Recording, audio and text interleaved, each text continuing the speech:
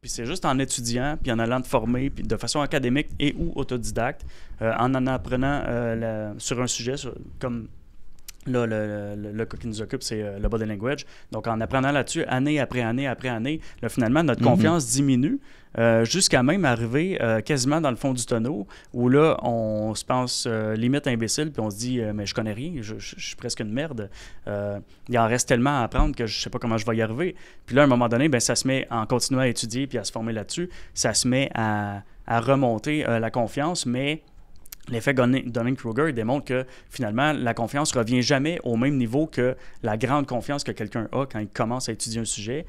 Donc, on réatteint un certain niveau de confiance, mais on atteint en fait l'humilité.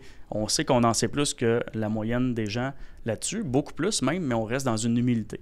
Donc, c'est ça l'effet Dunning-Kruger. Puis, tout ça pour dire que les gens qui œuvrent pas dans le milieu, puis là, on parle du non-verbal, c'est dans n'importe quel milieu, mais les gens qui parlent, qui discutent d'un sujet qu'ils connaissent peu, qui pensent qu'ils maîtrisent, ben justement, ils pensent qu'ils le maîtrisent, mais ils ne le maîtrisent pas. Donc, ça donne des analyses complètement biaisées, des surinterprétations, puis des vidéos, puis des lectures qui font aucun sens parce que là, il y a des biais cognitifs, des interprétations erronées. Pendant que tu me donnais ta réponse, j'aimerais faire un lien à la première ou la deuxième question que je t'ai posée. À quoi ça sert la synergologie? Depuis qu'on fait nos vidéos, on reçoit des commentaires de plus en plus des gens, des haters, des gens qui n'approuvent pas ou qui n'aiment pas tel contenu et qui disent « Ouais, mais hey, genre, c'est de la bullshit » ou au contraire, comme c'est vraiment intuitif, ça sert à rien d'apprendre ça à du monde, tu sais. Tu réponds quoi à ces gens-là? Ben, si vous voulez rester ignorant, vous avez le droit. Je veux dire, moi, je vais pas faire dans le hate, là. Premièrement, moi, j'en ai vu très peu des commentaires.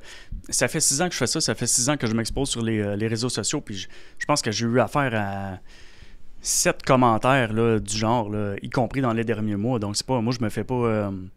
je fais pas d'angoisse avec ça. Là. Je veux dire, moi, si tu veux pas apprendre à ce sujet-là, ben, t'as le droit. Donc, je vais même pas répondre la phrase intelligente qui serait... en fait, je suis en train de répondre, là. Mais qui serait, finalement, tu sais, quand t'aimes du contenu, ben, tu le likes ou tu fais rien. Puis quand tu l'aimes pas, tu fais juste passer tout droit. Mais moi, ça mérite pas qu'on s'attarde à... C'est vrai. Si tu veux discuter, c'est correct. On va discuter.